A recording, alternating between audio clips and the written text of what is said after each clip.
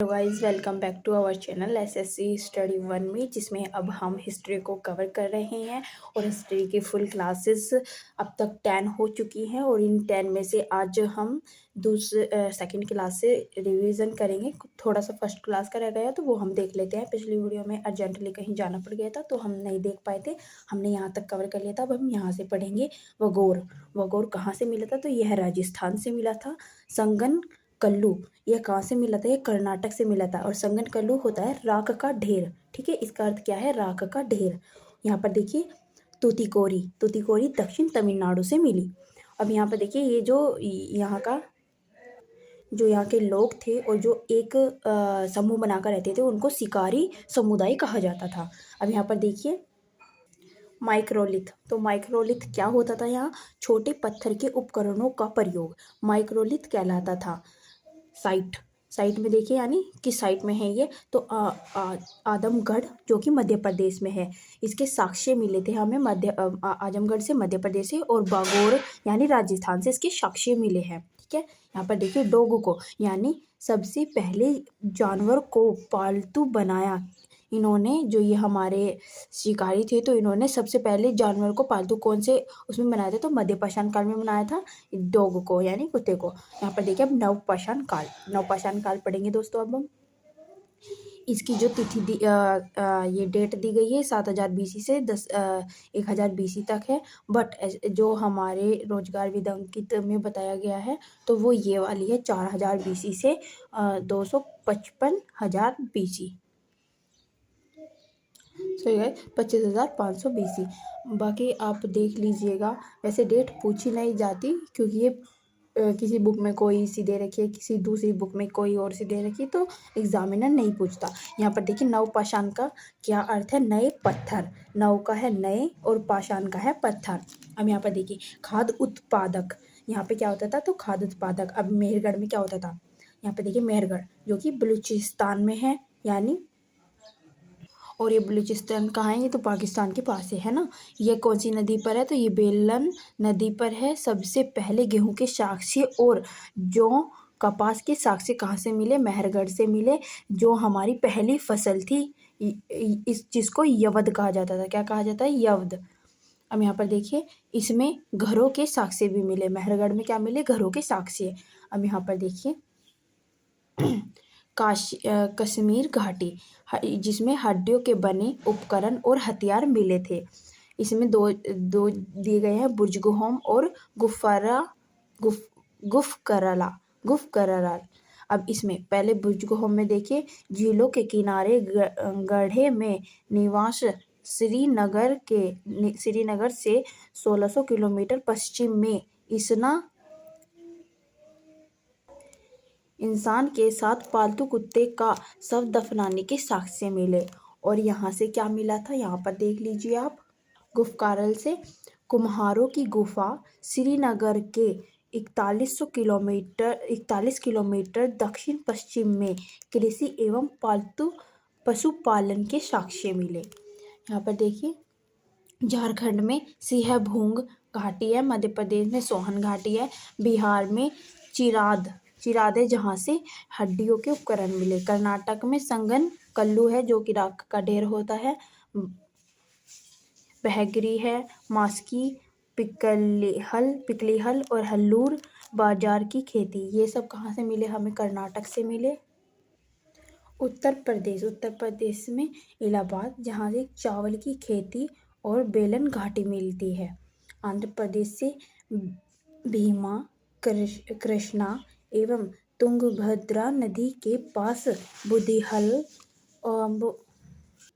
और उतनर मिला, जो कि सबसे पुरानी साइट थी, जिसको नागार्जुन गोड़ा कहा जाता था। यहाँ पर देखिए केटल हुयुक तोक्यो में था। यह नवपाषाण कालीन स्थल, यानी ये नवपाषाण कालीन शहर थे ये। ठीक है, नेक्स्ट देखते हैं। यहाँ पर देखिए तमिलनाडु में कौन से स्थल मिलते हैं नवपाषाण काल के, तो यह है पय्यामपल्ली कावेरी, और वेलन घाटी में कोल्डिहावा और महागरा। और इसमें हमें सबसे पहले 700 BC में चावल के साक्ष्य मिले। मेघालय, इसमें क्या था, गारो पहाड़ियाँ। मेघालय में हमें नवपाषाण काल में क्या मिली, गारो पहाड़ियाँ। अब यहाँ पर देखिए असम में हमें दार्जिलिंग हेडिंग, यानी जिसमें अभी आपको पता है GI टैग मिलता है, तो वो दार्जिलिंग चाय को मिलता है, तो वो वाली घाटी मिली है। जोडाइट पत्थर मिला है जहाँ से ये हरे रंग का था पाया गया। मिट्टी के बर्तन लाल काले कहाँ से मिले हमें, असम से।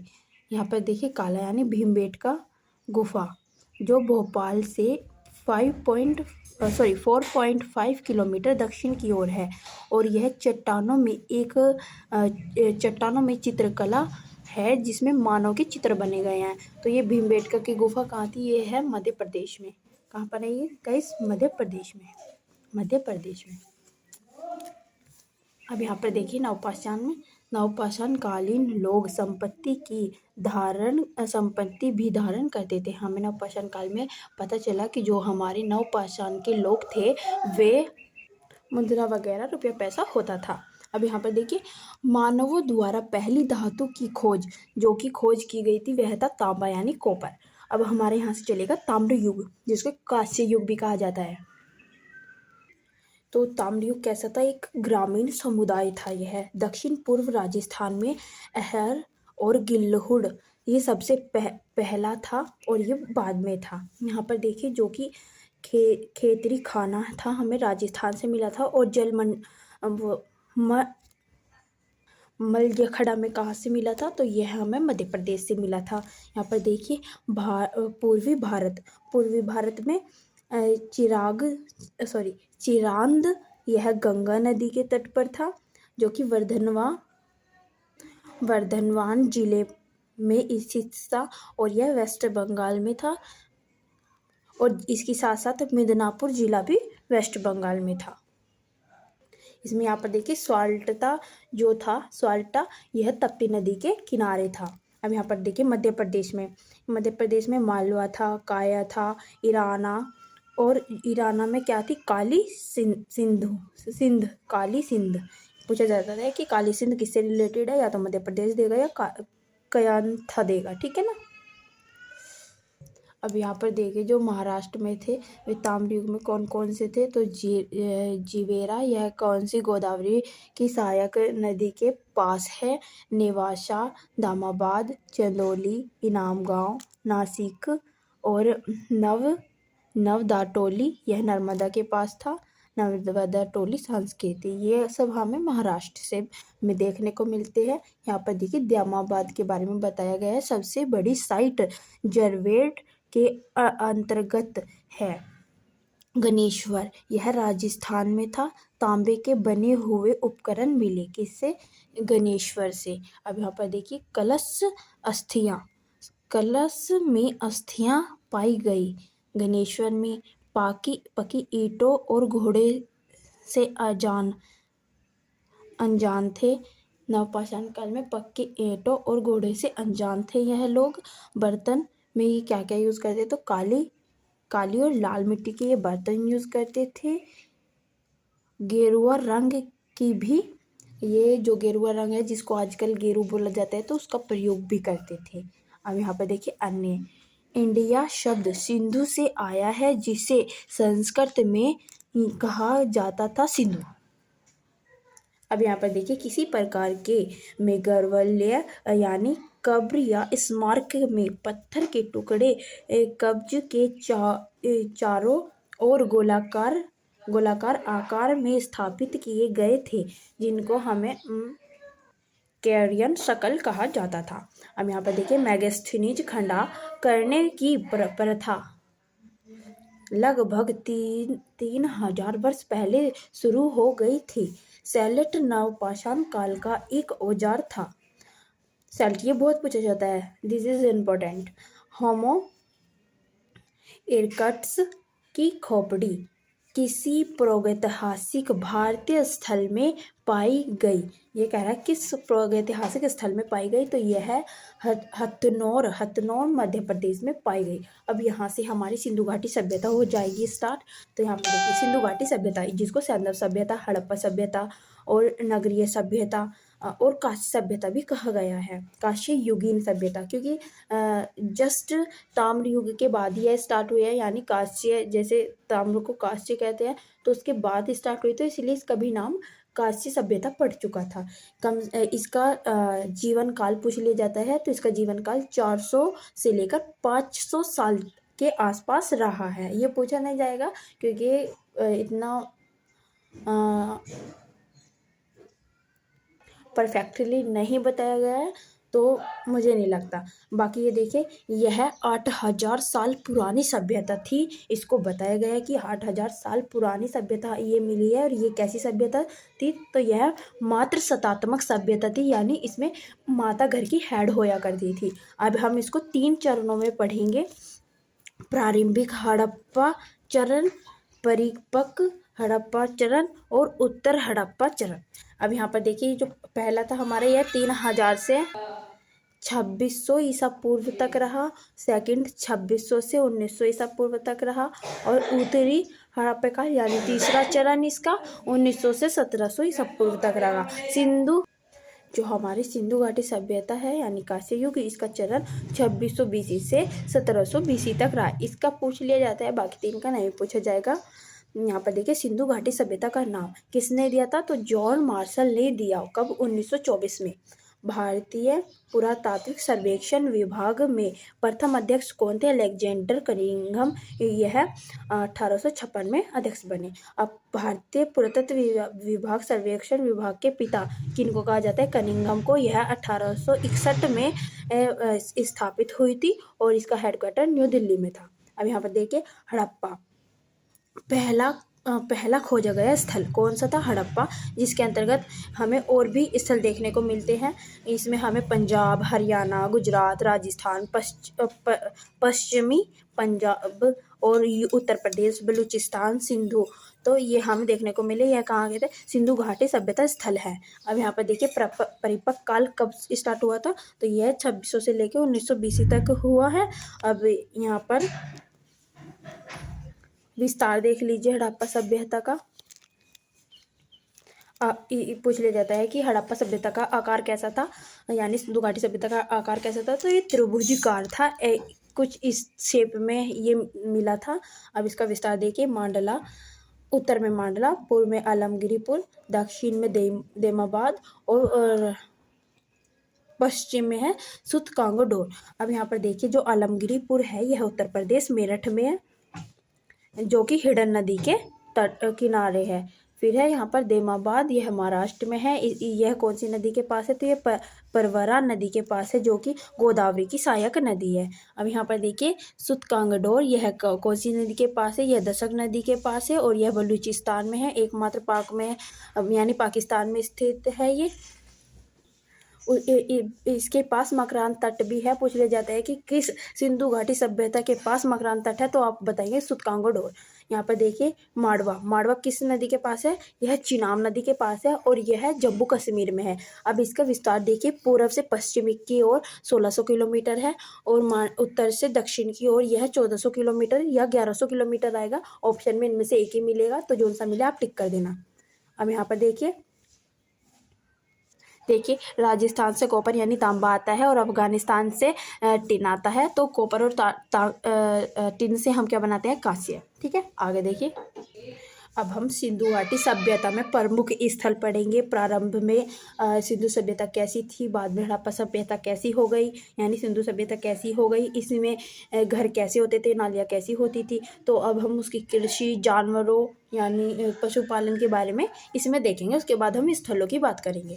अब यहाँ पर देखिए, हड़प्पा यानी सिंधु सभ्यता। हड़प्पा कहाँ था? एकमात्र पाक में। अब यहाँ पर देखिए, पंजाब प्रांत में, वर्तमान यह पाकिस्तान में, यानी पहले ये पंजाब प्रांत के अंतर्गत आता था, बाद में यानी अब वर्तमान में यह पाकिस्तान के अंतर्गत आने लगा। इसकी खोज दयाराम शाहनी द्वारा 1921 में कर दी गई थी। यह रावी नदी के तट तट यानी उसके किनारे स्थित है। यहाँ से 12 अनगार, जो हमारे अनगार है, वह यहाँ से 12 अनगार मिले हैं। यह 6 एक ही पंक्ति, यानी एक पंक्ति में 6 अनगार इधर और एक पंक्ति में 6 अनगार इधर, इस तरीके से मिले हैं। बैलगाड़ियाँ भी हमें हड़प्पा सभ्यता से यानी हड़प्पा स्थल से मिली है। अब हम एक बार प्रारंभिक और उत्तरी देख लेते हैं। पूछ लिया जाता है अंतर क्या होता है क्या नहीं होता, तो इससे जो भी MCQ बनेंगे वो आपको पता चल जाएगा। अब यहाँ पर फर्स्ट पॉइंट देखिए, विशिष्ट मिट्टी के बर्तन, कृषि और पशुपालन तथा कुछ शिल्प के साक्ष्य हमें हड़प्पा से मिलते हैं। उत्तरी में क्या होता है, पहले हम पूरा प्रारंभिक पढ़ लेते हैं, फिर उत्तरी पढ़ लेंगे, है ना। फिर सेकंड पॉइंट देखिए, कोई बड़ी इमारत नहीं थी इसमें। 4 पॉइंट देखिए यहाँ का, BW ब्रेक प्रारंभिक हड़प्पा और हड़प्पा सभ्यता में जो हमारे थे वे ब्रेक के थे। अब यहाँ पर देखिए, कुछ स्थलों पर बड़े पैमाने पर जलाने के साक्ष्य तथा कुछ बस्तियों के त्याग के साक्ष्य मिले। यानी प्रारंभ में हमारी सभ्यता थी, उसमें हमें कुछ घरों को जलाने वगैरह के साक्ष्य मिले और कुछ बस्ती को ही छोड़कर चले गए, ऐसे साक्ष्य मिले। अब हम पढ़ेंगे उत्तरी। देखिए यहाँ पर हड़प्पा सभ्यता की विशिष्ट कलाकृतियाँ जैसे वजन, मोहरे, मोती, तो यह गायब हो गए। कुछ इसमें से उत्तरी, जैसे हम प्रारंभिक से उत्तरी में गए, क्योंकि हमने उत्तरी में ही बाद में ही खोज की होगी, तो वह जो बाद में थे तो वह गायब हो गए। लेखन में लंबी दूरी के व्यापार शिल्प विशेष ज्ञाता भी गायब हो गए। यानी जो वहाँ के राइटर थे, कविताएं लिखते थे, जो शिल्प बनाते थे, तो वह भी मोस्टली वहाँ से गायब हो गए, पता ही नहीं चला कहाँ गए सब। फिर घर निर्माण तकनीकी खराब हो गई, कोई बड़ी सार्वजनिक संरचना नहीं थी और ग्रामीण जीवन शैली भी वहाँ पर नहीं मिल पाई। अब यहाँ पर हम देखते हैं हड़प्पा सभ्यता की विशेषता। क्या विशेषता रही हड़प्पा सभ्यता की, तो यहाँ कृषि थी, पशुपालन, नगर नियोजन, जल निकासी प्रणाली, घरेलू वस्तुकला, सामाजिक अंतरों पर नजर रखना, शिल्प उत्पादन, व्यापार एवं वाणिज्य, धार्मिक अभ्यास और मोहर लिपि, बाट वगैरह, मोहर लिपि। फिर यहाँ पर देखिए हड़प्पा सभ्यता का अंत, बाद में इसका अंत हो गया, इतनी विशेषताएं थी, अंत हो गया। फिर यहाँ पर देखिए कृषि। अब हम पढ़ेंगे हड़प्पा सभ्यता की कृषि, यानी सिंधु घाटी सभ्यता में क्या कृषि थी। तो यहाँ पर देखिए प्रमुख फसलें, सिंधु घाटी सभ्यता की प्रमुख फसलें, गेहूं, जौ, कपास, मसूर, चना, तिल, बाजरा, चावल, दर।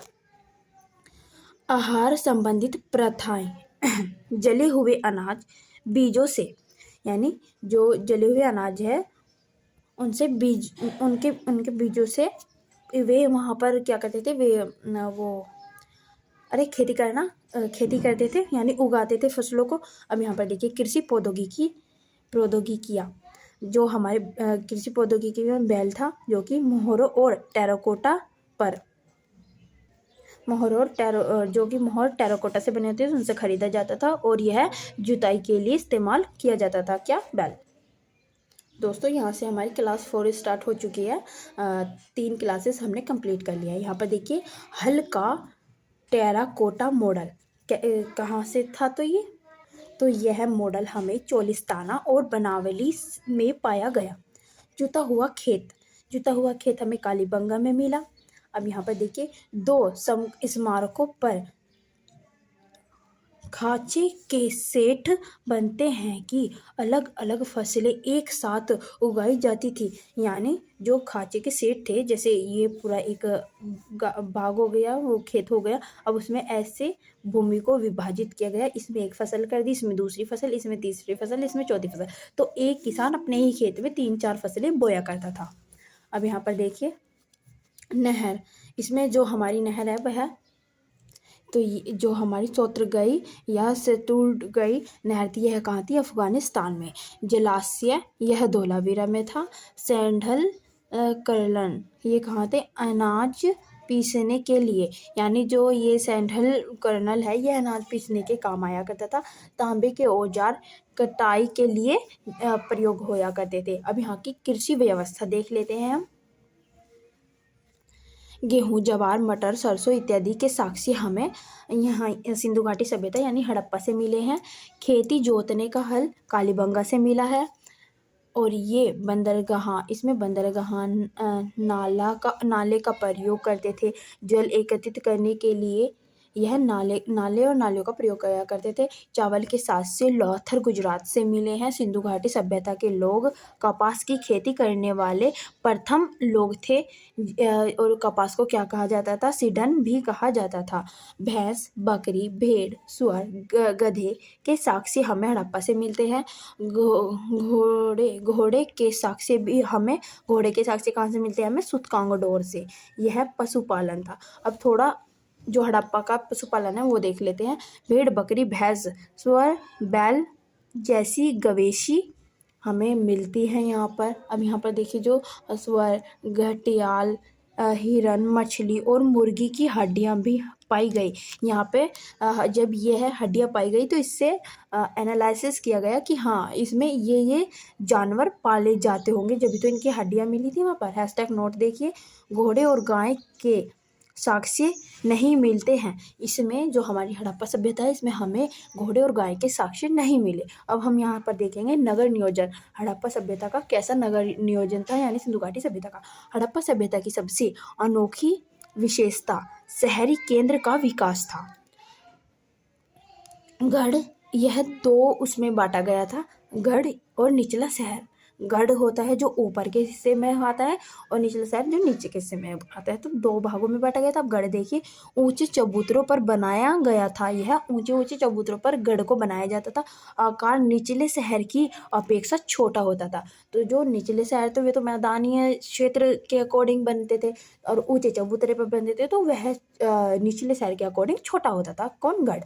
अब निचला शहर देखिए, यह शहर के निचले हिस्से में था। यह शहर के कौन से हिस्से में होता था? तो यह शहर के निचले हिस्से में होता था।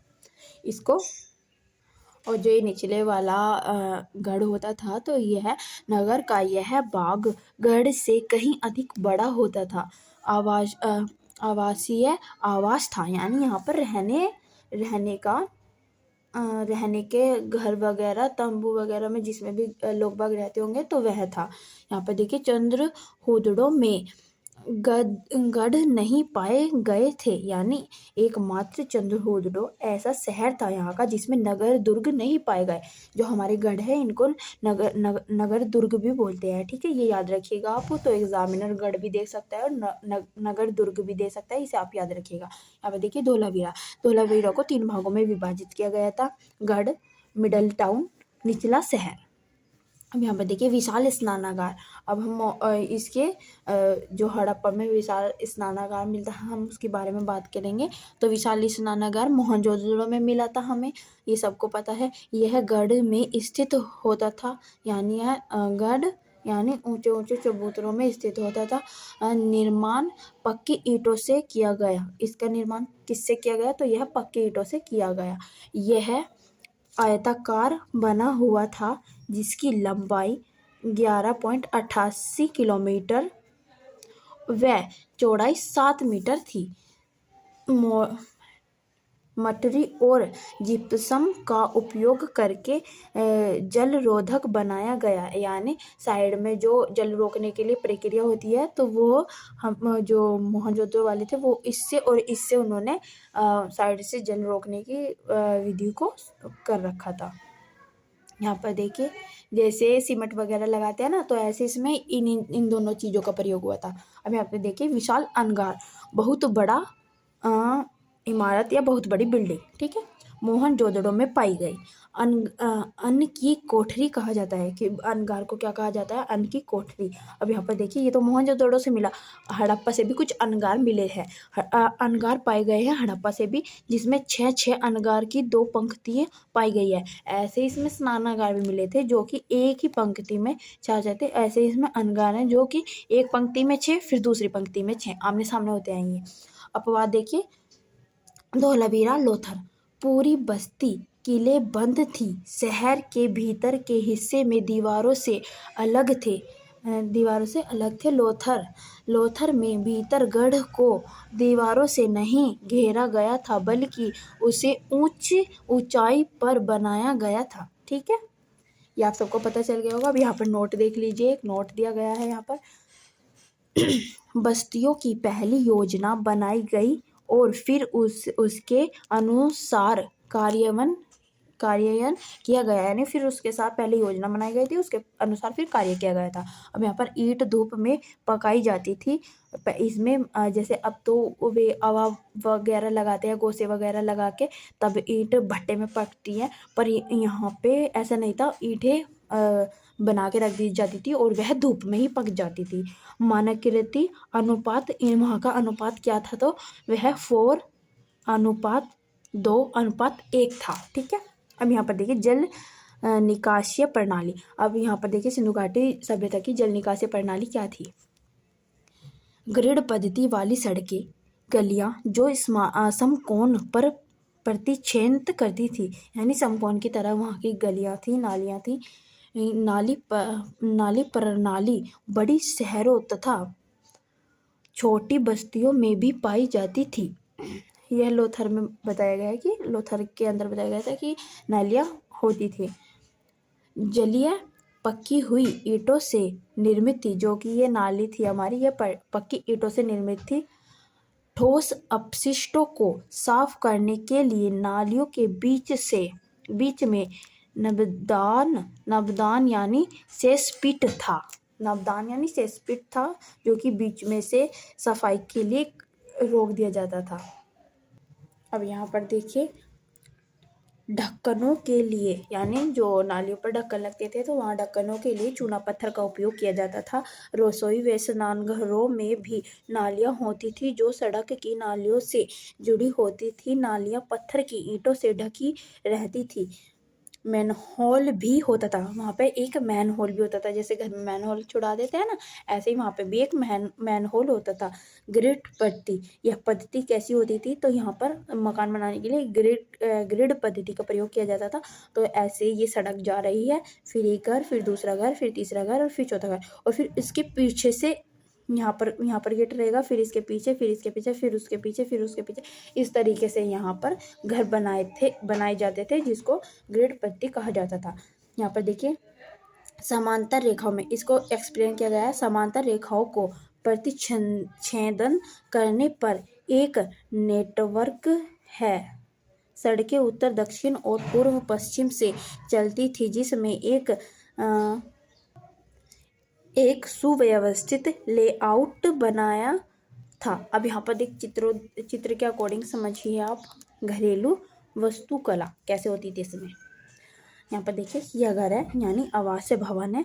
अब यहाँ पर हर घर का अपना बाथरूम था, यानी हर घर में एक अपना बाथरूम था। यहाँ पर देखिए कई घरों में कुएं भी मिले थे। यहाँ पर देखिए कई घर एक आंगन के ऊपर केंद्र थे, यानी ऊपर की ओर केंद्रित थे, जिनके चारों ओर कमरे होते थे।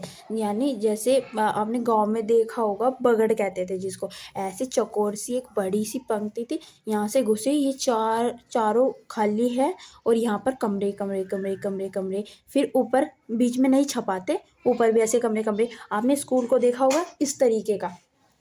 अब यहाँ पर देखिए ये फोर्थ में गोपनीयता की चिता में क्या क्या था। यहाँ से जमीनी स्तर पर दीवारों में कोई खिड़की नहीं, प्रवेश द्वार से अंदर या आंगन का सीधा दृश्य नहीं दिखता था। पहले तिरछा मिर्चा बनाते थे, अब तो गेट में घुसते ही डायरेक्ट कमरा भी दिखता है आंगन में, क्योंकि अब तो बहुत छोटे छोटे घर हो गए हैं, पहले इतने बड़े थे कि घूम घूम कर जाना पड़ता था।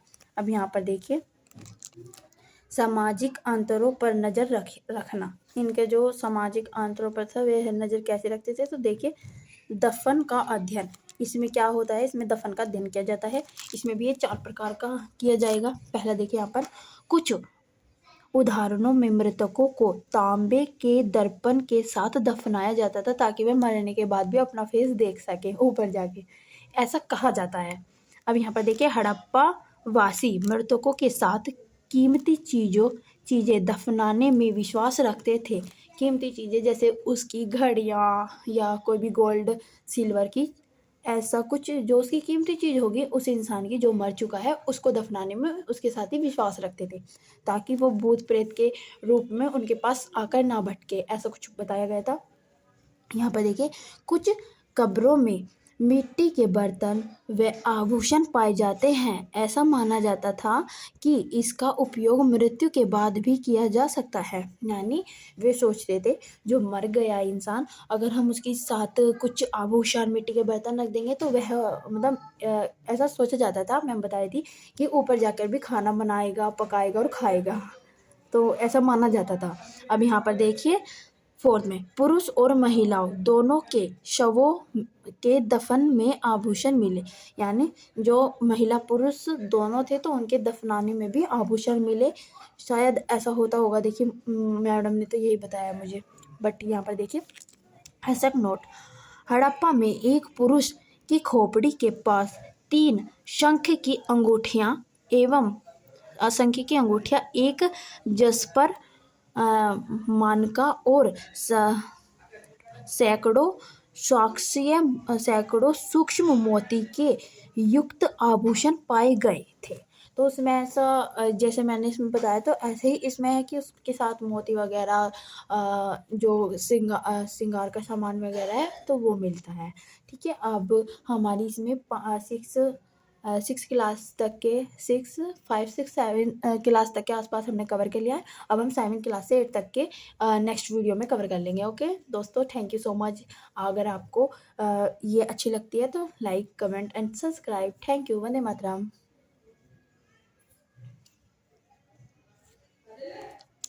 मम्मी का फ़ोन आ रहा।